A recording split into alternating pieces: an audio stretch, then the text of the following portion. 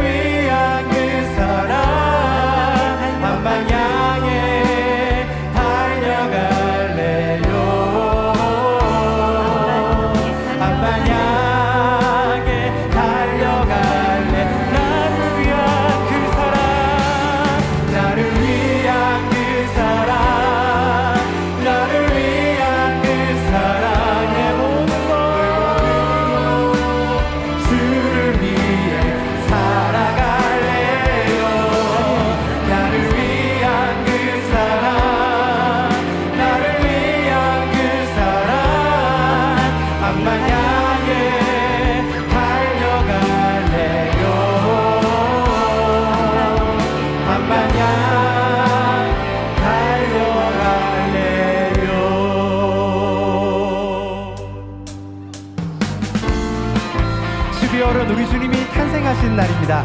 그 주님의 탄생을 기뻐하며 행복한 마음을 담아 우리 만민의 성도님들 충만하게 찬양 올려 드리시겠습니다. 천사 찬송하기를, 천사 찬송하기를, 거룩하신 그 주께 영광 돌려보내세. 구주 오늘 날씨 크고 작은 나라들 기뻐 화답하여라. 영광 받을 왕의 왕 베들레헴에 나신 주. 영광 받을 왕의 왕 베들레헴에 나신 천사 찬송하기를, 천사 찬송하기를, 거룩하신 그 주께 영광 돌려보내세. 구주 오늘 나셨네. 크고 작은 나라들 기뻐 화답하여라. 영광 받을 왕의 왕 베들레헴에 나신 주. 영광 받을 왕의 왕 베들레헴에 나신 주. 오늘 나신 예수님 하늘에서 내려와 저녁 몸에 나셔서 사람 몸을 입었네. 세상 모든 사람들 영원하신 주님께 영광 돌려보내며 높이 찬양하여라. 영광 돌려보내며 높이 찬양하여. 의로우신 예수님 평화의 왕이시고 세상 빛을 시며 우리 생명 내신 죄인들을 불러서 거듭나게 하시고 영생하게 하시니 왕께 찬양하여라. 영생하게 하시니 왕께 찬양하여. 영생하게 하시니 왕께 찬양하여라. 영생하게 하시니 왕께. 천사들의 노래가, 천사들의 노래가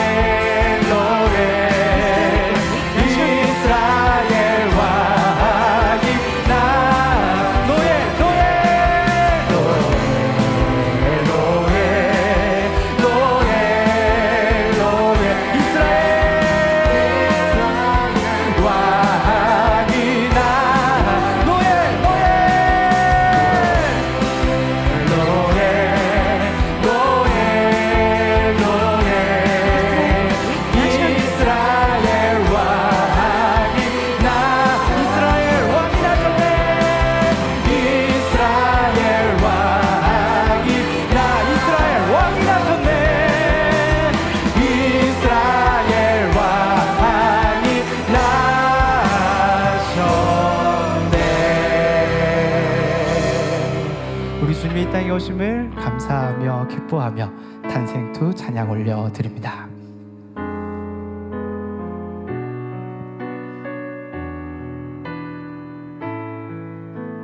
주님 나심을 주님 나심을 주님 탄생하심을 아버지 하나님 사랑의 마음 우리를 사랑으로 하신 주 제 구원의 길 사랑은 가지 주님 영광스러워 그 은혜를 주 예수 주 예수 그리스도 사람의 몸을 입으시고 오신 주님 그분의 이름 영광 돌리네 하나님께 영광 돌리네 천사도 천군들도 그 위엄 앞에 머리 숙이네 이 땅에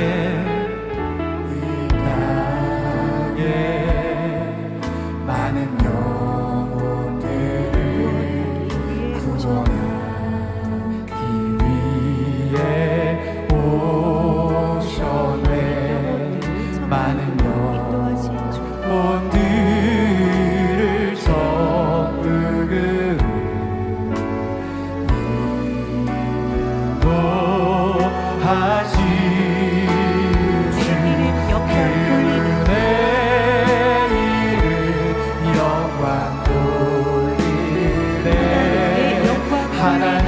하나님께 영광 돌리네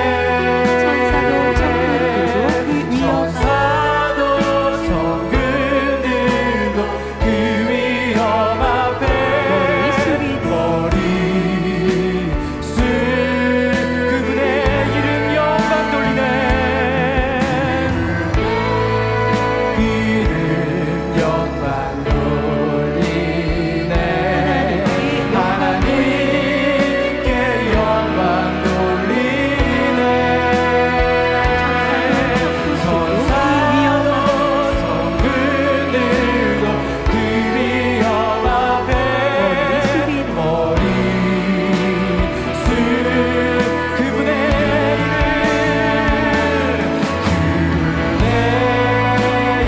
이름 영광 돌리 하나님께 영광 돌리네 천사도 천군들도 그 위엄 앞에 머리 숙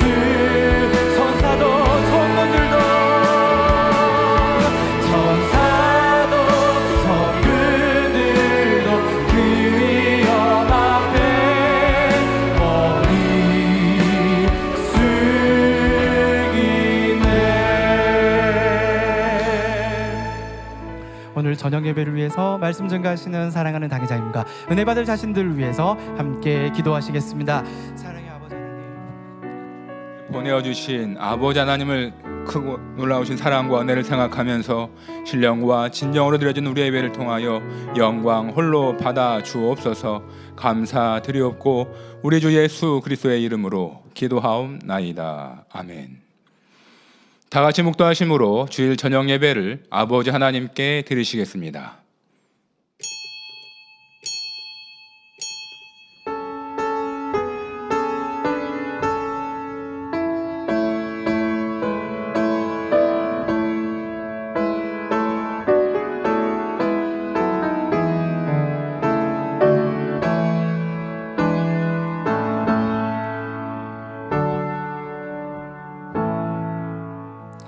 하나님의 말씀과 기도로 거룩하여 지매니라. 찬송가 209장을 부르시겠습니다.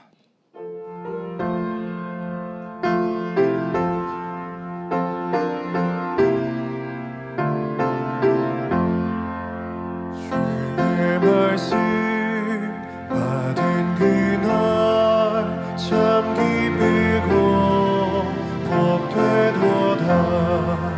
이 기쁜 마음 못 이겨서 온 세상에 전하노라. 기쁜 날 주 나의 죄 다시 씻은 날 늘 깨어서 기도하고 늘 기쁘게 살아가리. 기쁜 날 주 나의 죄 다시 씻은 날 그 좋은 날 내 천한 몸 새 사람이 되었으니 이 몸과 마음 다 바쳐서 영광의 주 늘 섬기리. 기쁜 날 주 나의 죄 다시 씻은 날 늘 깨어서 기도하고 늘 기쁘게 살아가리. 기쁜 날 주 나의 죄 다시 씻은 날 이 작정한 그날부터 평안한 날 늘 있어서 이 복된 말 전함으로 내 할 법을 삼았도다. 기쁜 날 주 나의 죄 다시 씻은 날 늘 깨어서 기도하고 늘 기쁘게 살아가리. 기쁜 날 주 나의 죄 다시 씻은 날.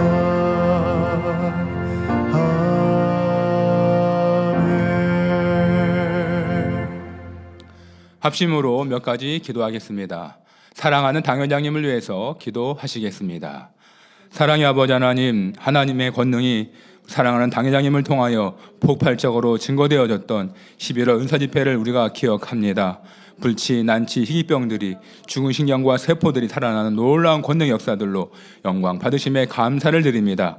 이 마지막 때에도 우리 만민은 멈추지 않고 우리 목자님께서 선물처럼 남겨주신 귀한 성결의 복음과 당회장님의 크고 놀라운 권능 역사들을 통하여 창조주 하나님의 살아계심을 증거하고 무수한 영혼들을 구원과 생명으로 영생으로 인도케 하시오매 감사를 드립니다.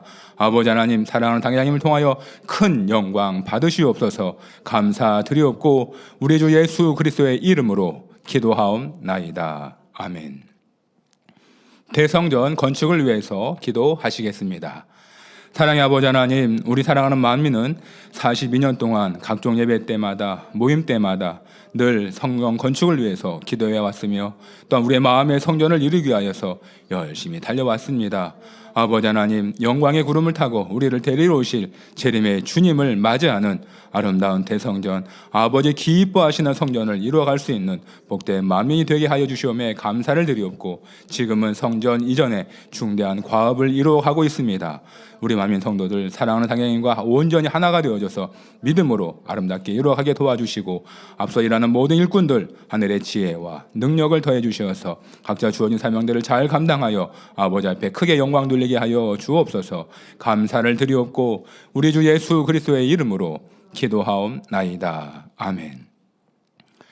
말씀 증거해 주실 당회장님과 예배를 통해 영광 받으실 아버지 앞에 감사 기도하시고 말씀을 통해서 은혜 받기 위해서 또 대표로 우리 장정미 전사님께서 기도해 주시겠습니다.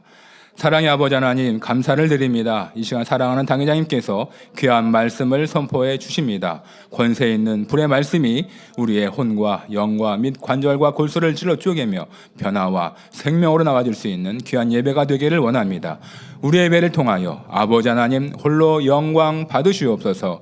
감사드리옵고 우리 주 예수 그리스도의 이름으로 기도하옵나이다. 아멘.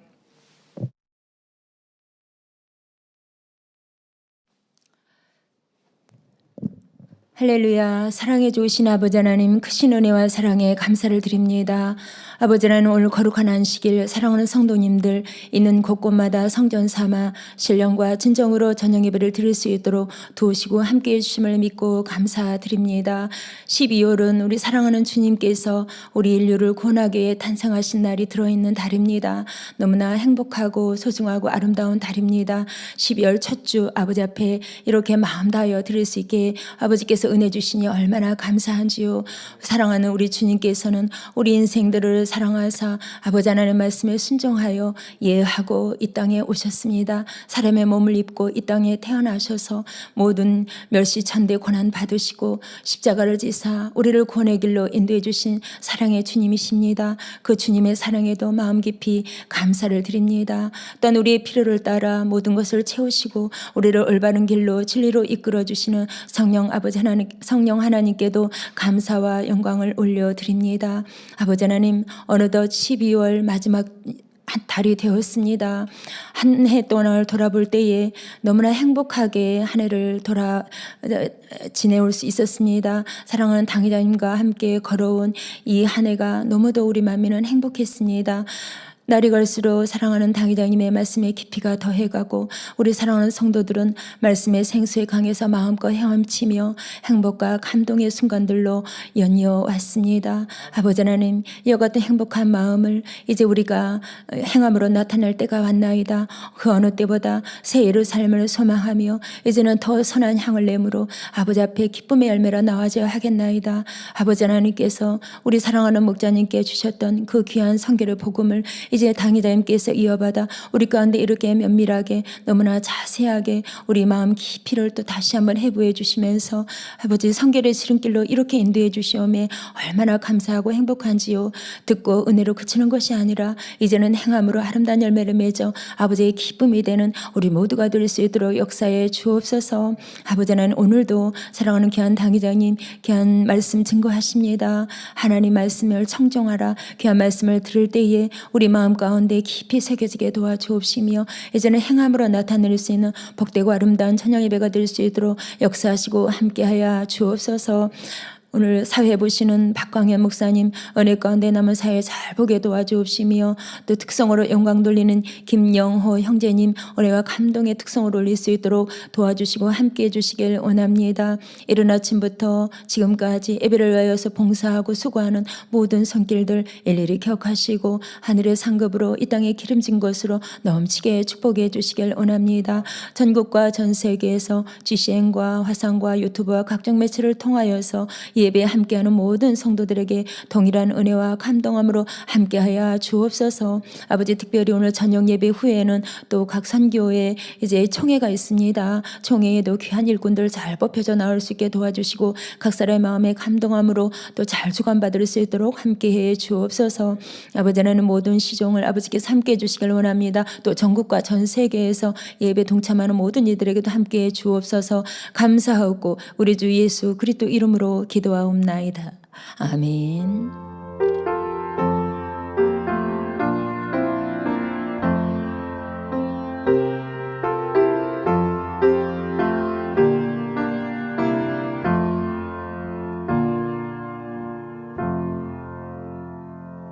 은혜 받으실 말씀은 욥기 36장 10절에서 14절 말씀입니다. 그들의 귀를 열어 교훈을 듣게 하시며 명하여 죄악에서 돌아오게 하시나니 만일 그들이 청종하여 섬기면 형통의 날을 보내며 즐거이 해를 지낼 것이요 만일 그들이 청종치 아니하면 칼에 망하며 지식 없이 죽을 것이니라. 마음이 사곡한 자들은 분노를 쌓으며 하나님께 속박을 받을지라도 도우심을 구하지 아니하나니. 특송이 있습니다. 김영호 형제입니다. 마산 만민교회 김영호 형제는 2024년 만민찬양제에서 대상을 수상한 바 있습니다. 주님께서 탄생하신 12월 아버지 하나님의 사랑 안에 거할 수 있도록 이끌어주신 은혜와 사랑에 감사드리며 오 거룩한 밤 찬양으로 영광 돌립니다.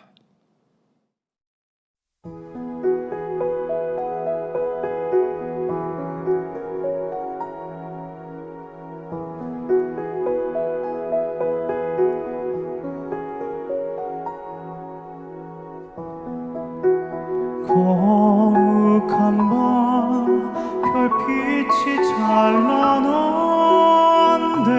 거룩하신 우리 주 나셨네.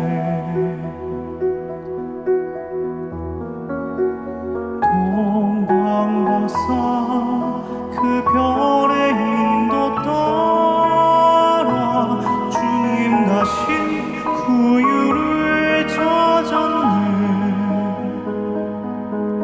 우리를 위해 속죄하시려는 영광의 아침 동이 터온다. 경배하라. 천사의 기쁜 소리 거룩한 밤 주님 탄생하신 밤 이 밤 주 예수 탄생하신 밤일세.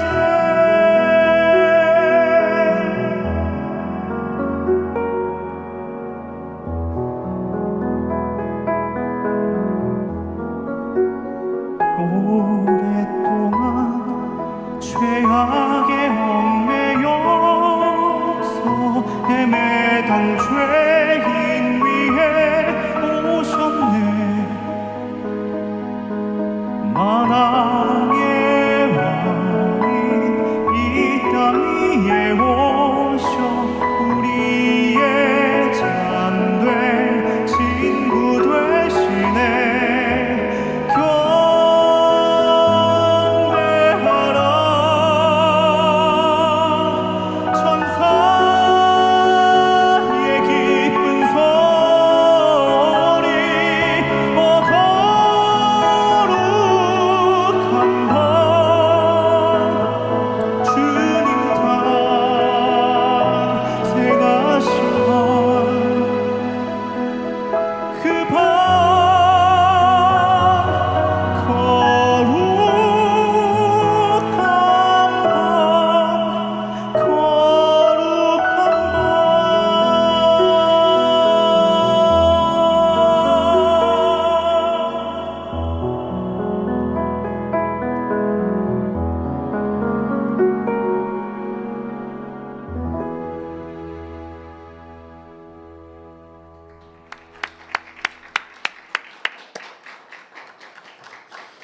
사랑하는 당회장님께서 욥기 강의 106번째 하나님 말씀을 청종하자 제아의 말씀을 증거해 주시겠습니다.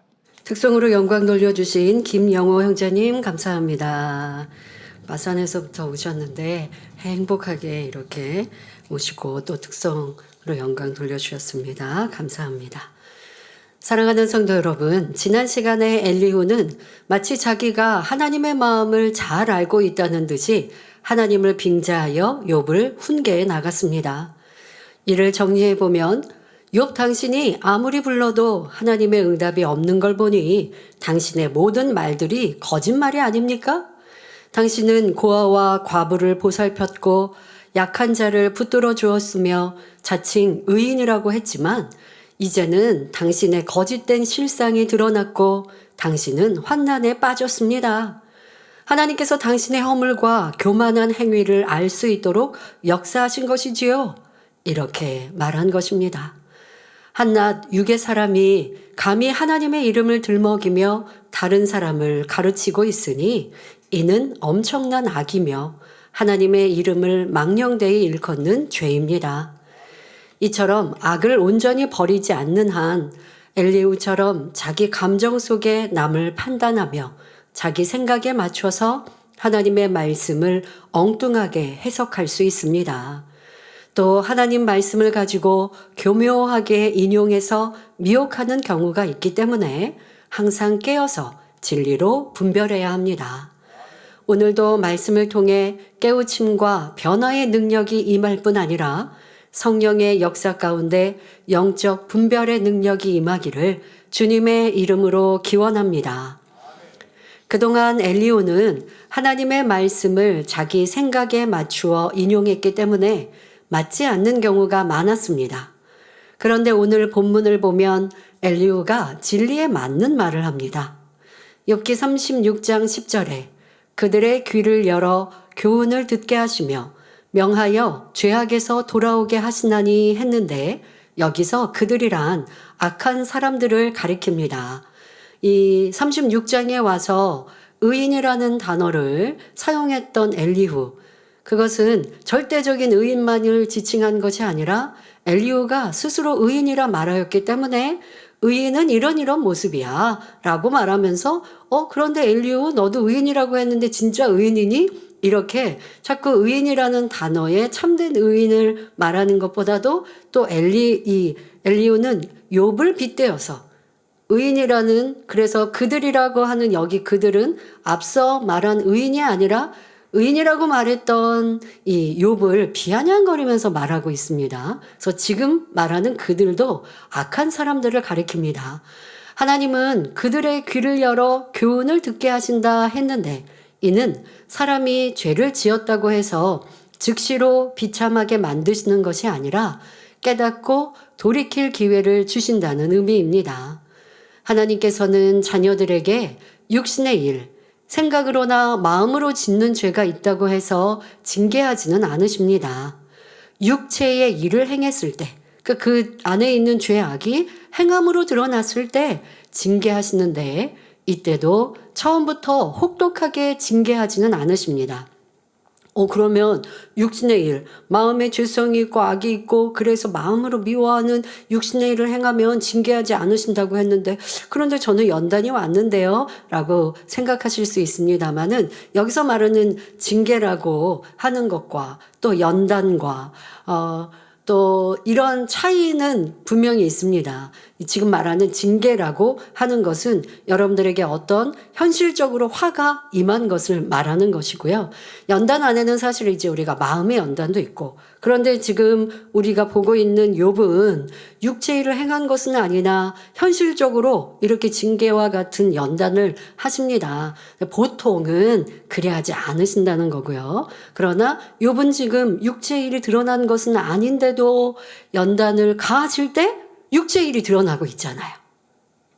육체일이 드러나니 계속하여 징계를 받고 있는 것이고, 그러니까 마음 안에 있는 이러한 육신의 일들이, 생각 속에 있는 육신의 일들이 때로는 연단을, 징계를 가하셔서 육체일이 드러난다면 그는 결국 육체일을 행할 수 있는 사람임을 또 깨닫고 그로 인해 버리게 하시지만, 보통은 육체일을 행할 때는 이제 징계가 임하고, 그렇지 않는 마음의 생각 속에 있는 육신의 일은 이제 마음의 공고함이라든가 아니면 내 삶 속에서의 불통한 일들, 이런 거를 통해서 깨우치고 깨닫게 하시기 나름입니다.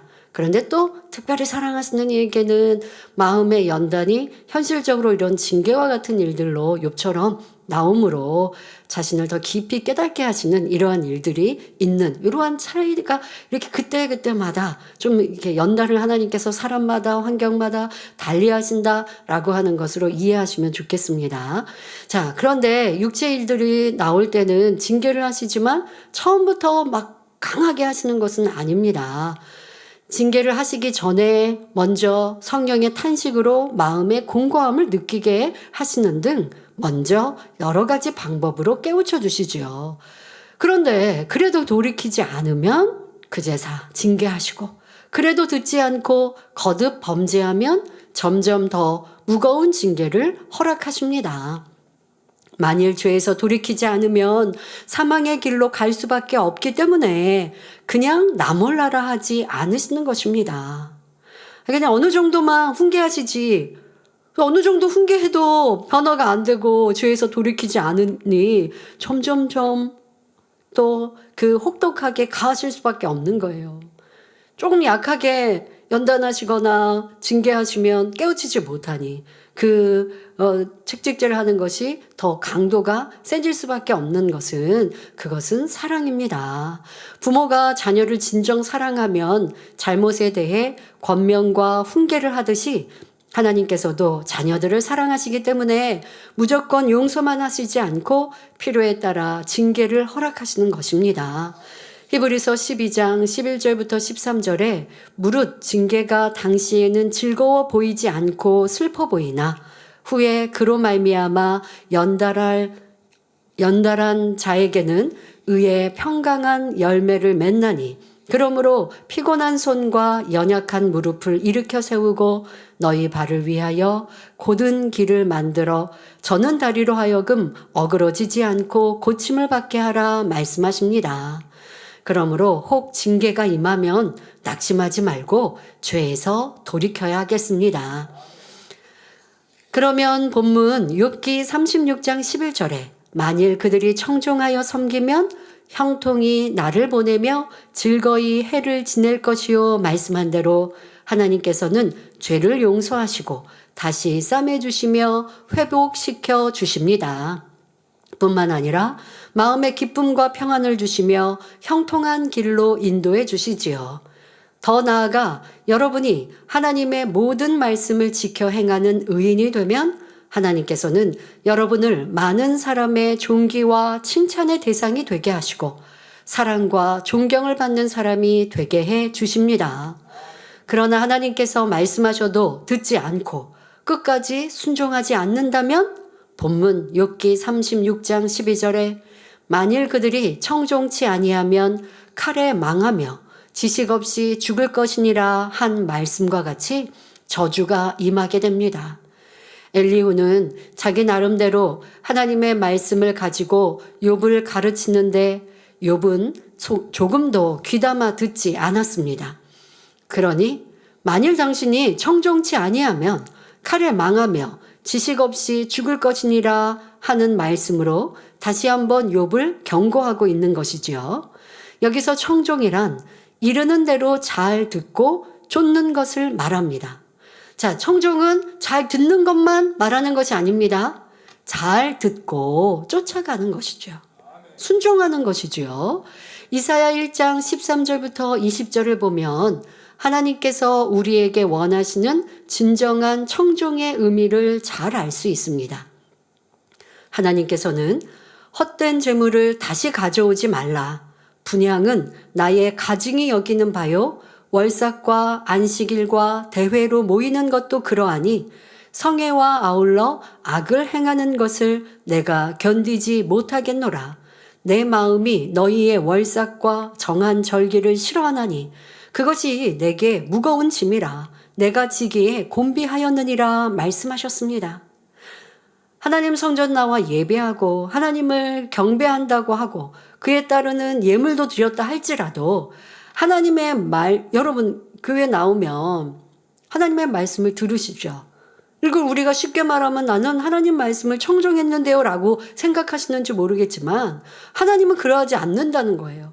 내 앞에 나와 예배하고 내 앞에 나와 경배하면서 악을 함께 행하니 하나님은 싫다 하시는 거예요. 그거는 나의 말에 청종하는 것이 아니라 하시는 것입니다. 우리가 악한 행동을 하면서 드리는 예배나 제물은 가증하게 여기시며 너무 싫어서 견디지 못하겠다고 말씀하고 계시는 것입니다. 내가 하나님께 나오는 것을 하나님이 싫어하신다고 하시는 거예요. 그러니 진정으로 하나님의 말씀을 청종한다면 악에서 떠나야 합니다. 또 너희가 손을 펼 때에 내가 눈을 가리우고 너희가 많이 기도할지라도 내가 듣지 아니하리니 이는 너희의 손에 피가 가득함이니라 했는데 이는 우리가 죄를 지으면서 드리는 기도는 아무리 많은 양을 올려도 듣지 않으신다는 말씀입니다. 이어서 너희는 스스로 씻으며 스스로 깨끗게 하여 내 목전에서 너희 악업을 버리며 악행을 그치고 선행을 배우며 공의를 구하며 학대받는 자를 도와주며 고아를 위하여 신원하며 과부를 위하여 변호하라 말씀하셨습니다. 이는 악에서 돌이켜 선과 의를 행하라는 말씀이지요. 이것이 진정한 청종입니다. 그렇게 할 때 너희 죄가 주원 같을지라도 눈과 같이 희어질 것이요 진홍같이 붉을지라도 양털같이 되리라 하셨습니다. 즉 모든 죄를 용서해 주신다고 말씀하십니다. 뿐만 아니라 너희가 즐겨 순종하면 땅의 아름다운 소산을 먹을 것이라고 축복의 말씀을 하십니다. 우리가 하나님의 말씀을 청종하여 귀담아 듣고 그 말씀대로 따라 행할 때 하나님의 약속된 축복이 임하는 것입니다. 자, 반대로 너희가 거절하여 여러분들이 하나님의 말씀 거절해 보신 적 있으십니까? 없는 것 같아요. 말씀을 들으면서 그거 틀려요. 그런 적 없으니까. 나 하나님 말씀을 거절한 적 없는데요. 하시겠습니까? 아니요. 그 말씀을 지켜 행하지 않는 것이 거절하는 것이에요. 자, 너희가 거절하여 배반하면 칼에 삼켜우리라. 하나님 말씀대로 살지 않고 어둠 가운데 살면 하나님을 떠난 것이요, 배신하는 것이요, 배반하는 것이 되는 것입니다. 교회 나오는데요. 저 하나님 믿고 주님 믿는데요. 하나님 사랑합니다. 주님 사랑합니다. 찬양하는데요. 다니엘처럼 나와 기도하는데요. 그런데 제가 왜 하나님을 배신하고 배반한 겁니까? 내가 어둠 가운데 행하면 어둠의 자식, 어둠의 주관자는 원수마귀 사단, 하나님과 원수여 하는 내가 사단, 마귀에게 순종하여 어둠의 일, 미움, 다툼, 시기, 질투, 짜증, 혈기, 간음 이런 것을 행하니 하나님을 배신한 것이죠. 주님을 배신한 것이죠. 그러면 칼을 삼키우리라. 세상의 재난과 재앙과 문제들이 내게 오는 것입니다. 자, 이렇게 성경은 말씀하셨습니다. 자, 이렇게 말씀하신 말씀 지금 바로 오늘 본문에서 엘리후가 한 말과 같지요. 만일 그들이 청종치 아니하면 칼에 망하며 지식 없이 죽을 것이니라 한 말과 일맥상통합니다. 엘리후는 욥에게 당신이 아무리 많이 배웠다 해도 그 지식이 당신을 구원할 수 있는 것도 아닌데 무슨 소용이 있습니까? 만일 당신이 하나님의 교훈을 청종하지 않으면 저주를 받아 망할 수밖에 없고 결국 당신은 지식이 없이 죽을 수밖에 없습니다. 라고 말하는 것입니다. 즉 머리로 아는 지식은 소용이 없고 그 지식을 행할 때라야 가치가 있다는 것이지요. 여기서 지식이란 진리의 지식을 의미합니다. 진리의 지식이 있으면 결코 죽지 않으며 생명을 얻어 영생하게 됩니다. 하나님께서는 설령 여러분이 죄를 지었다 해도 성령님을 통해 혹은 단에서 선포되는 말씀을 통해 주의 종이나 주변 사람들을 통해 진리의 지식으로 깨우쳐 주십니다. 그럴 때 즉시로 돌이켜 하나님의 말씀에 온전히 청종한다면, 바로 다시 말해 하나님의 말씀에 순종한다면 원수마귀가 만지지도 못하니 질병과 상관이 없으며 신명기 28장에 나오는 축복이 임하게 됩니다. 들어가도 나가도 복을 받고 꾸어줄지언정 꾸지 않으며 머리 되고 꼬리 되지 않는 복, 자녀의 복, 사업터와 일터의 복을 받으며 범사가 형통하지요. 반대로 말씀대로 지켜 행하지 않고 순종하지 않으면 시험과 환난, 질병과 저주가 임한다고 말씀하십니다. 그러므로 성도님들은 하나님의 말씀을 힘써 청종함으로 항상 진리의 지식이 여러분의 삶을 인도하여 이 땅에서도 축복받을 뿐 아니라 천국에서 해와 같이 빛나는 영광의 주인공이 되시길 바랍니다. 여러분, 하나님의 말씀은 진리의 지식입니다. 이 말씀을 여러분들이 잘 듣고 양식 삼고 지켜 행하면 이것이 하나님 말씀을 청종하는 것이죠. 그래야면 많은 복을 받아 누리지만 여러분들의 지혜도 지식도 뛰어납니다. 나는 세상에 지식이 부족해요. 배움이 학식이 부족해요. 할 것 없습니다. 왜? 하나님은 지식의 근본이시거든요. 그러니 여러분들이 하나님의 말씀을 읽고 듣고 그 안에서 깊이 깨우치고 나를 궁구하고 그래서 내 안에 죄악을 발견해 보세요. 그러면 이 세상의 육의 삶들도 한눈에 들어와요. 저는 세상에 무슨 뛰어난 학식이나 그런 경험이나 이런 것 없습니다. 그러나 하나님의 말씀을 무장하고 그 말씀을 지켜 행할 때 세상의 많은 것들에도 깨우침을 주시고 또 제가 경험해 보지 않은 것들을 들어도 쉽게 이해합니다. 그래서 주변의 일꾼들이 그런 얘기를 해요.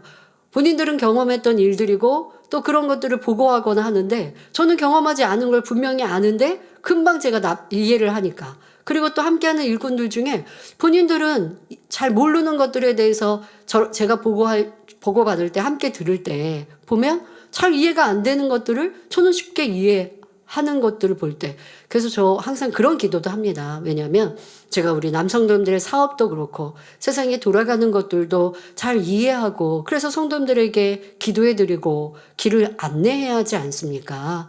그래서 그런 기도도 저도 항상 하거든요. 그런데 아버지가 지혜 주시면 잘 이해되게 하시고 깨닫게 하시고 육의 방법도 또 나아갈 길도 깨우치게 해주시죠. 그러니 여러분들 하나님의 이 영의 지식, 진리의 지식으로 충만하기를 사모하시기를 바랍니다. 이것이 또 팔복이 있는 의에 주르고 목마른 자의 또 복이요. 그러한 길로 가는 사람들의 모습인데요.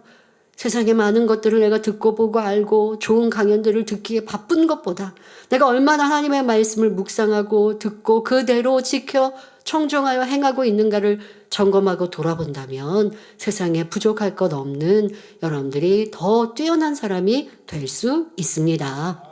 그러니 말씀의 제목과 같이 하나님 말씀을 청종하기를 즐겨 하시길 바랍니다. 이어지는 본문을 보면 욥기 36장 13절에 마음이 사곡한 자들은 분노를 쌓으며 하나님께 속박을 받을지라도 도우심을 구하지 아니하나니 말합니다. 욥기에는 사곡이란 단어가 자주 나옵니다. 사곡이란 요사스럽고 편곡한 것, 즉 성품이나 행동이 올바르지 못한 모양을 의미한다 했지요. 사곡한 사람은 마음속에 악한 생각을 품고 이를 계산하여 행동으로 옮깁니다. 예를 들어 어떤 사람이 도둑질을 계획한다면 단순히 물건을 훔치는 것에서 그치지 않고 잡힐 위험을 고려해서 더 큰 범죄를 저지르기로 계산할 수 있습니다. 그러니까 순간적으로 그냥 이렇게 마트에 가서 하나 훔쳤다.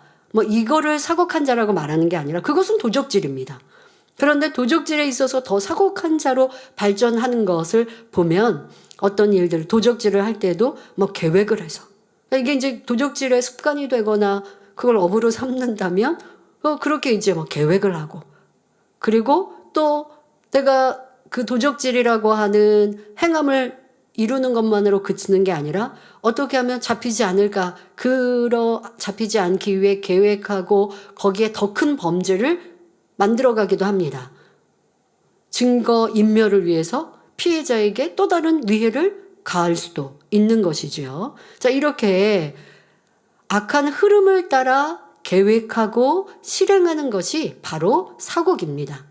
그러니까 순간적인 감정으로 악을 행했다. 행함으로 육체를 행했다. 이걸로 사곡한 자라는 게 아니라 자기 안에 악이 있고 그 악을 행해 나아가기 위해서 이렇게 계획하고 저렇게 계획하고 이러면 내가 이렇게 해야지 하면서 점점점 어떤 하나의 그 죄만이 아니라 그 다른 것들에 대해서도 준비하고 또 생각하고 미리 미연에 준비하는 이러한 모습을 사곡한 자라 하는 것입니다. 원로 목사님께서는 이것을 노래가 만들어지는 과정에 비유하여 설명해 주셨습니다. 노래 한 곡이 만들어지려면 먼저 가사가 준비되어야 합니다. 뭐 어떤 것은 곡조부터 만들고 가사를 입히는 경우도 있지만 보통 이제 가사를 만들고 그 가사에 맞추어서 곡을 쓰기도 하죠. 가사는 노래의 분위기와 흐름을 결정합니다. 작곡자는 가사를 바탕으로 멜로디를 구성하고 가사에 맞는 음정과 리듬을 만들어내지요. 여기서 가사를 악에 비유한다면 먼저 가사가 딱 주어지는, 그러니까 사람에게 악이 있다. 악에 비유한다면 이 악도 흐름을 따라 계획되고 실행되는 것입니다. 즉 악의 흐름을 만들어가는 것이 사곡이며 바로 그 흐름을 계획하고 진행시켜 나가는 사람이 본문에서 의미하는 사곡한 사람입니다. 예를 들어 시기 질투라는 악이 발전하여 상대에게 해를 끼치는 투기로 나오는 것은 바로 사곡한 사람의 열매라 할 수 있지요. 사울 왕이 다윗을 시기하는 마음이 점점 큰 악으로 발전해가는 과정을 보면 사곡한 행동이 무엇인지 잘 이해할 수 있습니다. 사울 왕은 처음에는 다윗을 사랑했지만 다윗이 백성들로부터 찬사를 받자 시기하는 마음이 생겼습니다. 이 시기가 점점 투기로 발전하여 결국 다윗을 없애려는 악한 계획을 세우기 시작했지요. 다윗에게 적군의 양피 100개를 가져오라고 하는가 하면 자신을 위해 수금을 타는 다윗에게 단창을 던지기도 했으며 무려 10년 동안이나 다윗을 추격하며 수천 명의 군사를 동원했습니다. 사울 왕의 생각과 행동은 엄청난 악의 흐름에 따라 계획되고 진행되었으니 얼마나 사곡한 모습입니까? 이처럼 마음이 사곡한 자들은 악을 자꾸 쌓아가며 그로 인해 분노를 쌓아갑니다. 그런데 이런 사람들은 자유가 없는 죄의 속박을 받게 됩니다. 자기 스스로 막 죄를 계획하고 그리고 악이 점점점 커지니까 나는 무슨 내 마음대로 하는 것 같고 자유인인 것 같습니까? 사실 그는 죄의 어둠에 사로잡혀 있는 사람들입니다. 그러니 저주가 임하고 환난도 겪게 되지요. 이는 진리 안에 거하지 않으므로 하나님께서 지켜주실 수 없고 원수 마귀에게 속하여 당하는 괴로움입니다. 하나님께서 우리에게 저주하시고 얽어매시는 것이 아니라 사람이 죄의 종이 될 때 원수 마귀가 죄를 지은 사람을 괴롭히는 것입니다. 그런데 하나님께 속박을 받는다 표현했지요. 자, 그 이유는 인간 경작의 섭리 속에 어둠의 주관자에게 권한을 주신 분도 하나님이시며 영계의 법을 세우시고, 영계의 법은 뭐예요? 누군가에게 순종하면 그 종이 되는 것. 죄에 순종하면 죄의 종이 되는 것. 사람이 죄를 지으면 죄의 주관자인 원수마귀 사단의 종로로 되는 것. 사람이 의를 쫓고 진리를 쫓아가면 의의 종이 되는데 의를 주관하시는 분은 하나님이시요. 하나님의 종이 되면 하나님의 자녀로서 복을 받는 것. 자, 이러한 영계의 법을 세우시고 그대로 행하시는 분이 하나님이시기 때문에 지금 하나님께 속박을 받는다라고 표현하고 있는 것입니다. 그러니까 여러분들이 죄로 인하여 어려움을 당할 때 원수마귀 사단이 그 어려움을 가져다 주는 거예요. 그런데 그 모든 것도 하나님께서 보시고 안타까워하시고 또 하나님께서 정하신 법 안에서 움직여지는 것이지요. 그래서 다른 표현으로 하나님께 속박을 받는다라고 지금 표현하고 있는 것입니다. 그러니 죄로 인해 고통을 당하는 사람들은 우리의 아버지 되시는 빛의 주관자 되시는 하나님께 나와야 하는데, 그런데 사곡한 자들은 하나님께 도우심을 구하지 않는다고 엘리후는 말하고 있습니다. 그렇다면 엘리후는 왜 이런 말을 하는 것일까요? 여기서 사곡한 자란 엘리후가 욥을 가리켜 하는 말입니다. 욥은 친구들과 엘리후가 악을 지적해도 들으려 하지 않고 오히려 하나님과 논쟁하려 했습니다. 자녀와 재산을 잃고 악창에 시달리며 무사람으로부터 조롱받아도 하나님께 도움을 구하는 것이 아니라 오히려 하나님을 원망하며 자신이 더 의롭다고 주장했습니다. 하나님께 빌어도 부족할 터인데 오히려 하나님을 대적하며 따지고 있으니 엘리후가 볼 때 욥은 너무나 악한 사람이었던 것입니다. 그러니 엘리후는 바로 이 점을 지적하며 사곡한 사람이, 즉 욥이 하나님께 도우심을 구하지 않고 있다라며 욥을 비판하고 있는 것입니다. 혹여 여러분 중에는 하나님께 속박을 받고 있는데도 도우심을 구하지 않는 분은 없는지 돌아보시길 바랍니다. 우리가 하나님의 말씀에 순종하지 않고 비진리를 행할 때 하나님의 속박을 받아 어려움이 찾아옵니다. 앞서 말씀드린 대로 원수마귀 사단이 내게 괴로움과 문제, 시험할 난을 가져줘도 하나님이 지켜주실 수 없습니다. 자, 그런데 사람에게 도움을 청하거나 육으로 문제를 해결하려 하는 것은 하나님을 찾지 않는, 지금 사곡한 자는 어려움을 만날 때 하나님을 찾지 않는다라고 하는 이 말에 속하는 것이죠. 하나님께 속박을 당하면, 그래 내가 죄 가운데 가하여 어려움이 오면 하나님을 찾고 하나님의 도우심을 구하여야 합니다. 단에서는 늘 하나님의 말씀이 선포됩니다. 하나님의 뜻이 이것이니 이렇게 해야 한다, 저렇게 해서는 안 된다라는 말씀을 늘 듣습니다. 이때 입술로는 아멘이라고 답하지만 실생활에서는 어긋나게 행하는 경우가 많습니다. 여전히 자신의 생각과 방식대로 살아가는 것이지요. 이는 하나님의 말씀을 청종하는 것도 아니요, 하나님의 도우심을 구하는 것도 아닙니다. 꼭 설교나 신방, 상담뿐 아니라 기도 중에 성령의 깨우침을 주시기도 하고 주변 사람들을 통해 권면을 받을 때도 그 말이 진리라면 겸비하게 청종해야 합니다. 그런 자세가 하나님의 도우심을 구하는 모습이지요. 가정에서나 직장에서 여러분의 모습을 점검해 보시기 바랍니다. 예를 들어 아내가 남편에게 어떤 것을 지적하면 남성도님들은 자존심이 상하십니까? 진리에 어긋나는 행동을 조심스럽게 지적할 때 남편들은 아멘, 다음부터 조심할게요, 고칠게요 라고 말하면 될 텐데 자존심 때문에 이런저런 변명을 하면서 자신의 정당성을 주장합니다. 여성도님들도 마찬가지이고요. 또 윗사람이 뭔가를 가르치면 열심히 변명하는 사람, 동문서답하는 사람도 남의 말을 청종하지 않는 사람, 자존심이 강한 사람이며 지기 싫어하는 마음임을 알아야 합니다. 이런 모습으로는 변화되기가 더딜 수밖에 없습니다. 세상 사람들은 자존심을 버릴 바에는 차라리 죽는 게 낫다고 말하기도 하는데 자존심이 그렇게 고귀하고 가치 있는 것일까요? 우리 주님은 자존심을 내세우지 않으셨습니다. 사람들이 주님을 잡으러 올 때 주님은 피하셨습니다.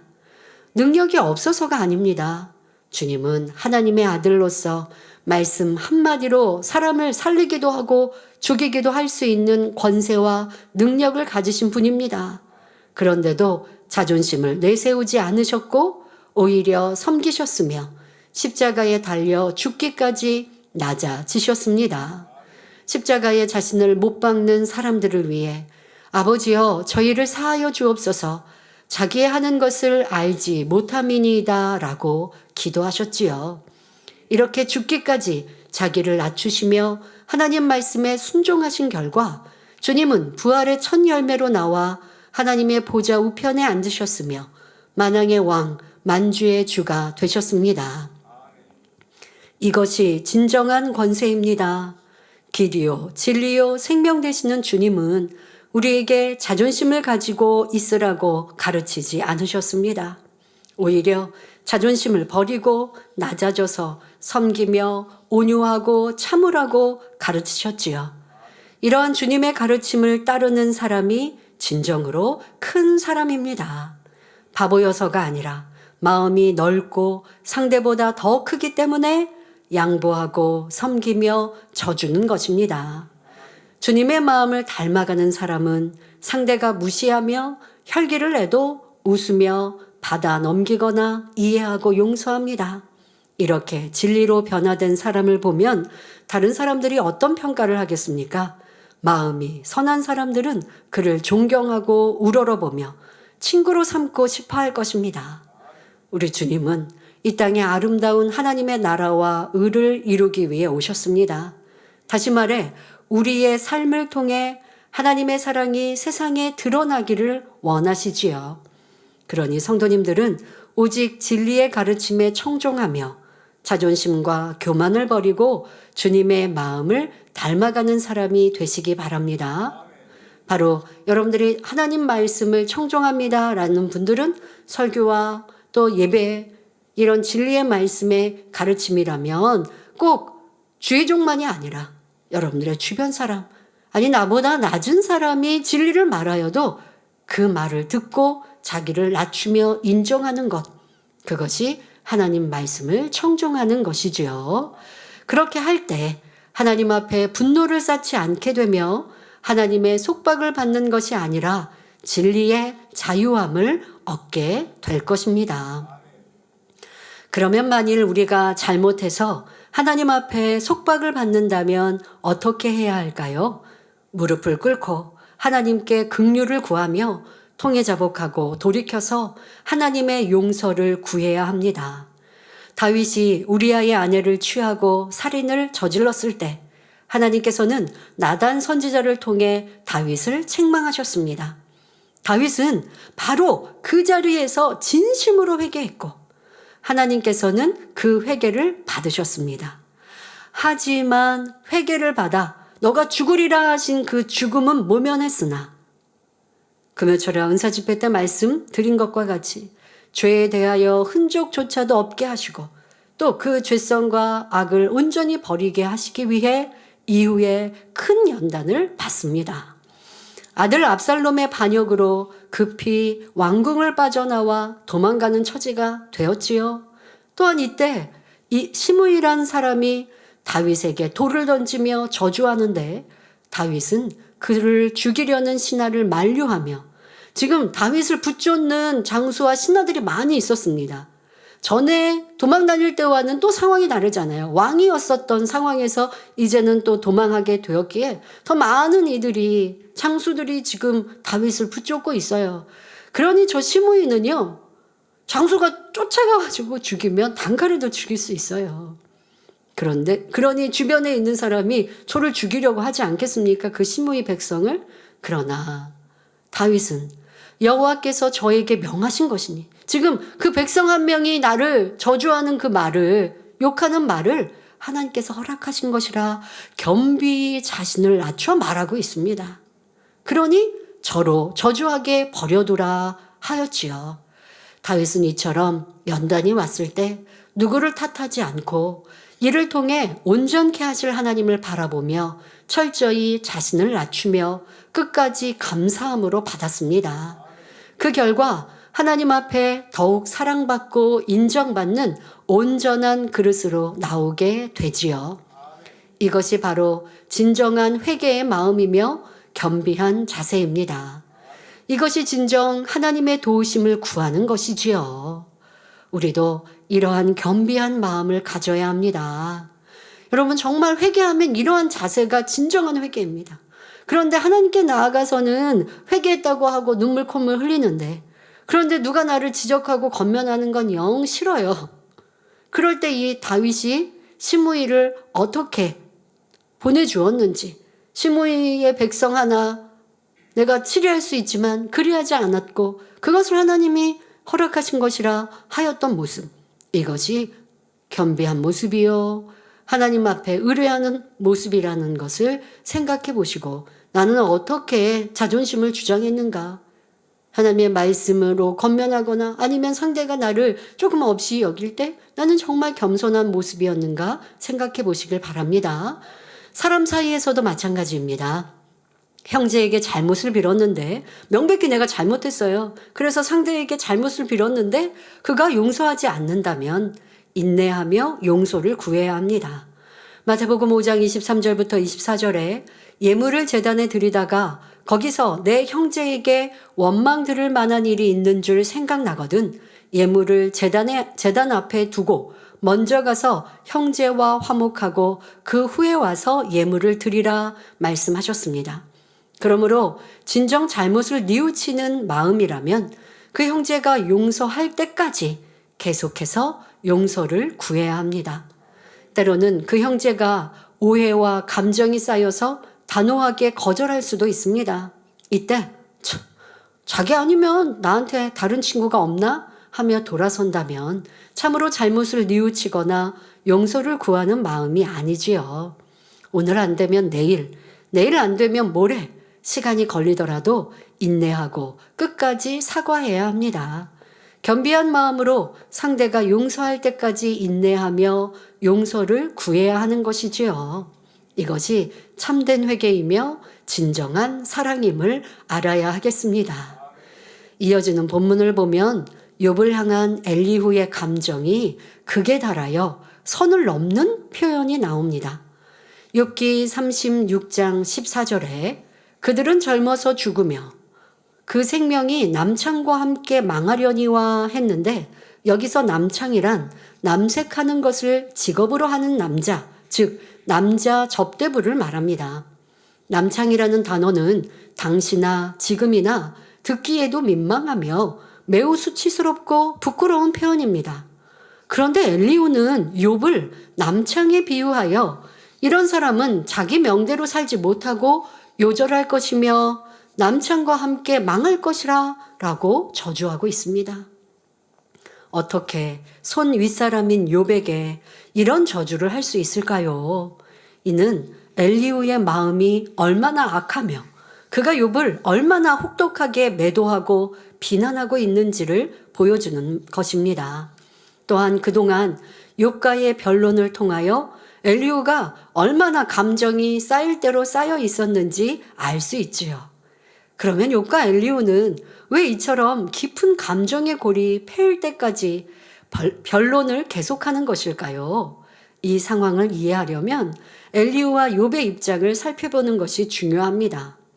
이들의 생각의 차이를 설명할 때 여러분도 대화가 안 되는 사람이 있다면 그들의 입장을 이해할 수 있는 능력이 되시기 바랍니다. 엘리후는 자신이 옳은 말을 하고 있다고 확신하며 욥을 하나님의 말씀으로 깨우쳐 주려고 애쓰고 있습니다. 그러나 욥은 엘리후의 말을 전혀 귀담아 듣지 않습니다. 그 이유는 그 말이 전혀 타당하지 않게 느껴지기 때문입니다. 바로 여기서부터 그들의 갈등이 시작되는 것입니다. 욥은 자신이 배운 선과 의를 지닌 사람입니다. 그는 평생을 정직하고 순전하게 살아왔습니다. 하나님을 경외하며 번제를 드리고 구제에 힘쓰며 살았지요. 그런데 그의 친구들과 엘리후는 그런 삶을 살지 않았으면서도 오히려 욥을 죄인으로 몰아가며 마치 자신들이 의로운 양 말하고 있으니 욥은 답답하지 않을 수 없습니다. 이와는 달리 욥의 새 친구와 엘리후는 자신들이 정당하다고 믿고 있습니다. 이렇게 서로 자신이 옳다고 주장하니 변론이 길어질 수밖에 없는 것입니다. 여러분들도 그러한 일들이 얼마나 많은지 생각해 보십시오. 어떤 경우는 내가 욥처럼 나는 뭐 잘못 없는데 주장하거나 생각하는 분들도 있습니다. 아니면 나는 지적하고 권면하는 상대보다 낫다. 그래서 상대의 말을 듣고 싶지 않은 것이죠. 그런데 그 또한도 악이라는 거예요. 앞서 말씀드린 대로 상대가 부족할지라도 진리를 말하면 그 진리는 들으라고요. 그럼 변론 안 일어나지 않겠어요? 예, 그 말이 맞습니다. 노력할게요. 근데 속으로 아유 당신이나 잘하지 하고 있으면 내 안에 교만함인 것이고 상대와는 아무리 말은 예 알았어요 해도 표정 안에 다 나오는 거고 어투 안에 다 나오는 거니까 지금 욥과 욥의 친구들처럼 변론은 하지 않더라도 싸움은 나지 않더라도 말하는 상대도 내가 지금 불편하게 내 하는 거 알고 있거든요. 그러한 것도 여러분들이 고쳐야 할 것이고 또 엘리후와 욥의 친구들처럼 자기는 직행하지 않으면서 듣고 알고 있는 진리로 상대를 평가하는 둘 다 맞지 않는 것인데 문제는 뭐냐? 다 자기가 옳대요. 자기는 맞대요. 행하지 않는 자기는 보지 못하고 행하지 않는 상대 욥은 보면서 또 그에 걸맞는 것 같은 진리를 인용하는데 걸맞다고 하는 것조차도 자기 생각 속에서 하는 것이니 틀린 것이죠. 이러한 우리의 모습들을 잘 발견해야 합니다. 내 눈에 들보가 있으면서 상대의 티를 지적하고 내 행함은 보이지 않으면서 내 마음은 발견하지 못하면서 왜 상대의 부족함은 잘도 보이는지, 이것이 우리 인생의 모습이라는 걸 안다면 보일 때 내 눈을 가릴 것이고 느껴질 때 생각을 멈출 거예요. 그리고 그런 모습이 내게 있지 않나? 아, 이거부터가 잘못이지 하고 생각을 차단할 것인데, 그러면 더 빨리 변화되는 우리가 될 것입니다. 성도 여러분, 지금 이 욥과 엘리후, 욥의 친구들 이렇게 서로 옳다하고 그러니 상대의 말을 듣지 않는 이러한 상황은요, 육을 여전히 버리지 않는 한 모두가 겪을 수 있는 일입니다. 혹여 여러분 중에도 아직 변론하는 분들이 있다면 그 이유를 다시 한번 생각해보고 돌이키시기 바랍니다. 사람은 태어나면서부터 부모, 형제, 학교, 친구, 그리고 다양한 환경을 통해 보고 듣고 경험하며 지식과 교양을 쌓아갑니다. 각자가 배운 지식과 교양은 다르며 삶의 판단 기준도 다릅니다. 또 사람마다 느끼는 감정도 다르기에 자신에게는 좋게 보이는 것이 상대에게는 나쁘게 보일 수도 있습니다. 이러한 차이로 인해 종종 다툼과 변론이 일어나지요. 이는 대부분 자신의 생각이나 주장이 옳다고 주장하기 때문입니다. 말 그대로 여러분 자주 말씀드립니다. 자기의 생각을 자기가 옳다고 생각한단 말이에요. 우리는 내가 느끼는 게 맞다고 느낀단 말이에요. 그런데 그렇지 않다라고 하는 걸 느끼고 알아야 변화가 빠릅니다. 이게 여러분들이 굉장히 중요한 부분, 너무나 자주 말씀드리지만 왜 욥과 욥의 친구들이 이렇게 긴 말씀 안에서 계속 옳다 주장하는데도 깨닫지 못하는 모습을 보니 답답한데, 내가 60년 살고 70년 살고 80년 살았으면 내가 그런 사람이었다라고 우리가 인정할 때 바사삭 깨어질 수 있습니다. 그럴 때 진리로 나를 분별하고 정확한 진리로 나를 분별할 때야 상대가 보이는데, 그럴 때는요, 상대의 잘못된 것을 보기보다 안타까이 바라볼 수 있는 선과 사랑의 눈이 되지요.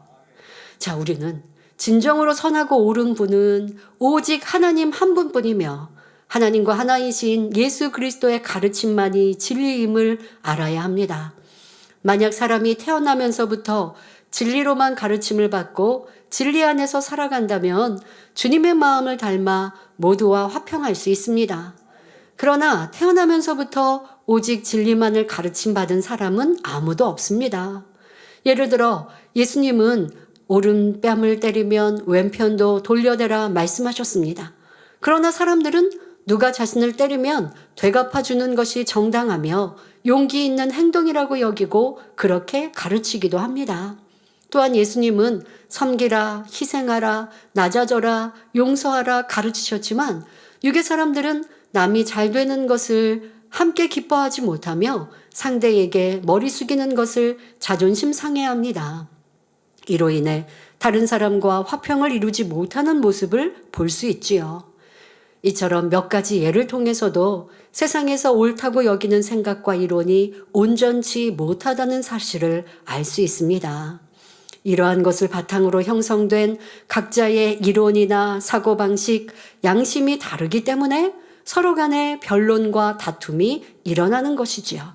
따라서 우리는 무엇이 옳고 그른지 진리 안에서 잘 분별해야 합니다. 그리고 내가 옳은 것을 말하여도 그것을 주장하는 것 자체가 고쳐야 될 일이라는 거예요. 옳은 것을 상대에게 자꾸 가르치려고 하는 자체가 다툼을 불러일으킬 수 있으니, 이것이 내가 옳은 것을 옳다라는 것이 틀렸다는 게 아니에요. 옳은 것을 말하는 것은 바른 것인데 그거를 주장해서 상대를 가르치려고 하는 자세가 잘못되었다는 것이죠. 그러다 보니 옳은 것을 가르치는 게 옳지 않은 것이 될 수 있다는 거. 자, 이런 것을 깨달아야 합니다. 그렇게 하는 사람은 바로 사도 바울이 나는 날마다 죽노라 고백한 것처럼 날마다 자기를 깨트리고 모든 빚을 일을 온전히 벗어버림으로 주님을 닮은 영과 온영의 열매로 신속히 나올 수 있습니다. 결론을 말씀드립니다. 사랑하는 성도 여러분, 마태복음 15장 18절에 입에서 나오는 것들은 마음에서 나오나니 말씀한 대로 사람의 말은 인격의 표현이며 마음을 비추는 거울과 같습니다. 마음이 깨끗하고 선하면 말과 행실도 항상 깨끗하고 선한 향을 바라게 되지만 마음이 더럽고 악하면 말과 행실도 아름다울 수 없습니다. 나름 지식이 있고 교양을 갖춘 사람도 변론 끝에 악한 말이 나오기도 하고 감정이 쌓인 채로 흥분하다 보면 말이 거칠어지는 것을 볼 수 있습니다. 이는 결국 그의 마음에 악하고 거친 속성이 남아있다는 증거이지요. 그러나 우리가 하나님 말씀에 청종하여 악은 모양이라도 버리고 오직 마음 가득 선과 진리로 채운다면 어떤 상황에서도 선한 말이 나오게 됩니다. 에베소서 4장 29절에 무릇 더러운 말은 너희 입 밖에도 내지 말고 오직 덕을 세우는 데 소용되는 대로 선한 말을 하여 듣는 자들에게 은혜를 끼치게 하라 말씀하셨습니다. 그러므로 여러분 모두가 말씀과 기도로 거룩함을 이루어 항상 은혜롭고 선한 말, 진리의 말, 하나님께 영광 돌리는 말, 믿음의 고백으로 그리스도의 향기를 바라시기를 주님의 이름으로 축원합니다. 오늘은 총회가 있기 때문에 조금 더 일찍 말씀을 마쳤습니다. 말씀 참고하시면서 함께 기도하겠습니다. 좋으신 아버지 하나님 감사합니다. 우리 성도님들이 이제 하나님의 말씀, 진리의 말씀을 청종하기를 힘쓰게 하여 주옵소서. 청종하는 것은 듣는 것만이 아니라 들은 말씀대로 행하는 것을 의미합니다. 얼마나 우리는 그 말씀 듣기를 기뻐하며 행했는가. 또한 사람들과의 관계 속에서도 상대가 옳은 것을 말하면, 진리를 말하면, 그것으로 나를 권면하면 기뻐하며 아멘해야 하는데 그러하지 아니하고 나를 주장하거나 그로 인하여 변론이 일어나거나 자존심 상하였다면 이것은 하나님의 말씀을 청종한 것이 아님을 깨우쳐서 이제 하나님의 말씀 가운데 살아가는 자가 되므로 그 은총을 받아 누리게 하여 주옵소서. 감사드립니다. 12월 한 달도 은혜 가운데 승리케 하여 주옵소서. 감사드리며 우리 주 예수 그리스도 이름으로 기도하옵나이다. 아멘. 만민 찬양 52장 영광 두 번째를 부르시면서 준비하신 헌금을 드리시겠습니다.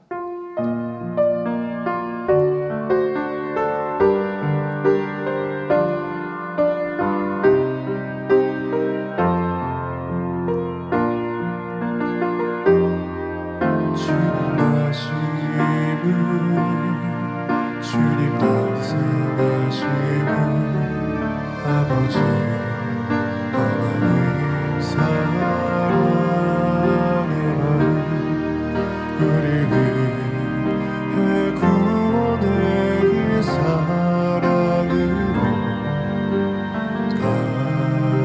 가신 주님 영광스러운 그분의 이름 주의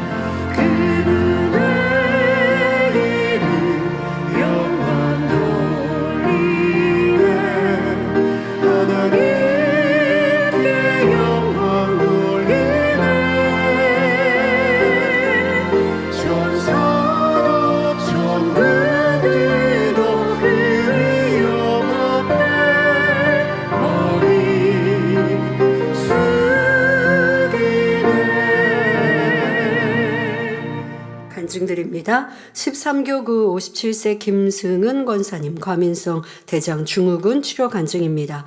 2010년 제 삶에서 힘든 일을 겪으며 심한 스트레스를 받은 적이 있었습니다. 그 후부터 설사를 동반하는 과민성 대장 증후군으로 인해 한 달 중 보름 정도는 죽만 먹으며 생활해야 했습니다. 외출할 때도 늘 긴장해야 했고 혹시 모를 상황에 대비해 여벌의 옷을 준비해 다니는 경우도 많았습니다. 외부 모임에서 뷔페에 가서도 죽만 먹는 경우가 많았고 교회 행사도 화장실이 가까운 자리에 앉아 있어야 했습니다. 2018년에는 증세가 더욱 심해졌고 소화기내과에서 몇 가지 약을 처방해 주었지만 소용이 없었습니다. 예민한 성품과 관련이 있다는 것을 알게 되어 변화되고자 기도하였고 은사 집회 때마다 환자 접수를 하고 당회자님의 기도를 받았습니다.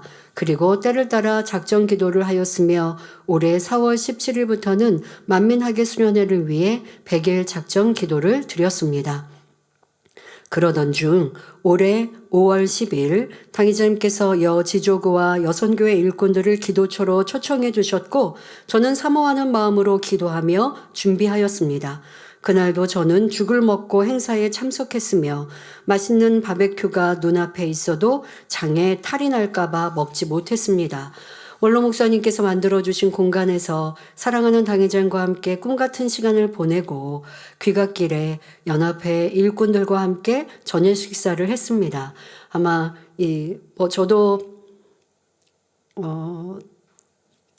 기도처에 오신 분들 위해서도 축복 기도도 해드렸고 또 기도처에서 행사하고 치료받은 간증도 여성교에서도 허리 디스크 심한 문제를 해결받기도 간증을 하셨는데요.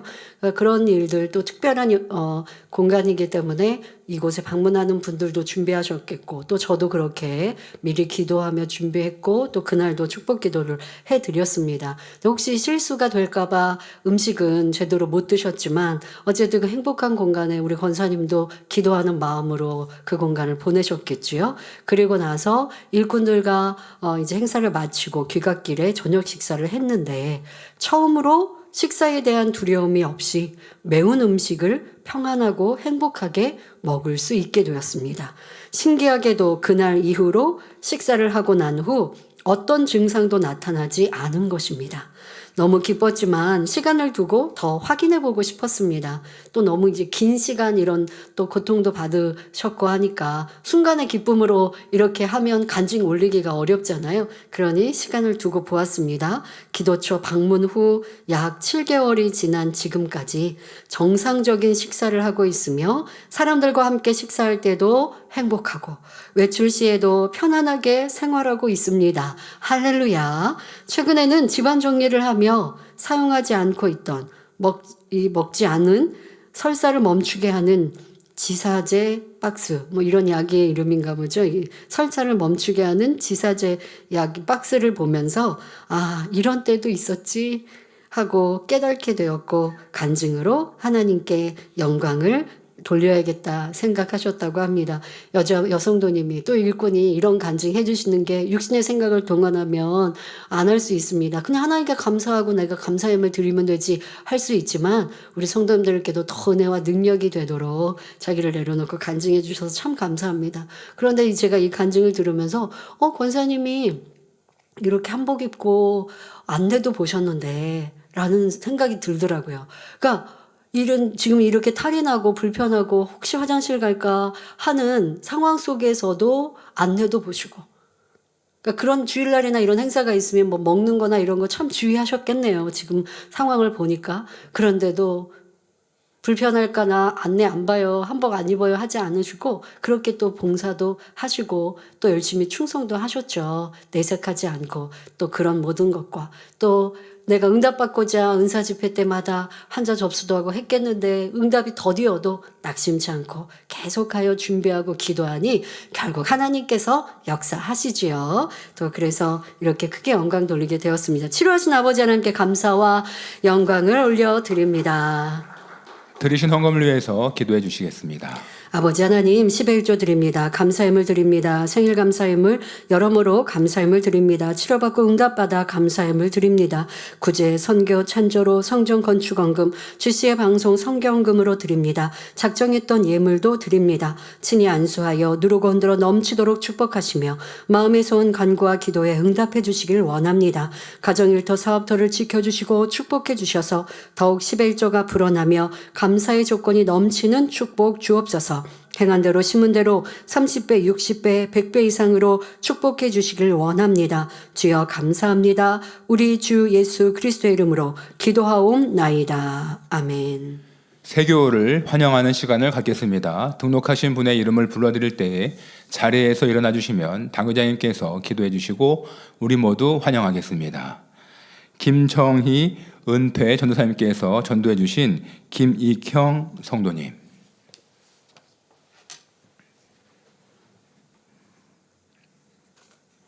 하나님의 자녀 몸된 재단에 등록했습니다. 이 시간 하늘나라에도 만민중앙교회 양떼로 인쳐 주옵시며 영혼이 잘됨같이 범사가 잘되며 영육간에 강건하게 축복해 주옵소서. 믿음의 반석 위에 세워주시길 원합니다. 이 세상을 이길 수 있는 힘과 은혜와 능력과 충만함을 더해주시고 주님을 간절히 찾고 만나고 체험하며 영광 돌려나가는 아들 되게 축복해 주옵소서. 주님 사랑하고 사랑받는 아들로 주님 나라까지 인도해 주시길 원합니다. 주여 감사합니다. 우리 주 예수 그리스도의 이름으로 기도하옵나이다. 아멘. 주님의 이름으로 환영합니다. 다 같이 주기도만 하심으로 주일 저녁 예배를 마치겠습니다. 하늘에 계신 우리 아버지여, 이름이 거룩히 여김을 받으시오며 나라에 임하옵시며 뜻이 하늘에서 이룬 것 같이 땅에서도 이루어지이다.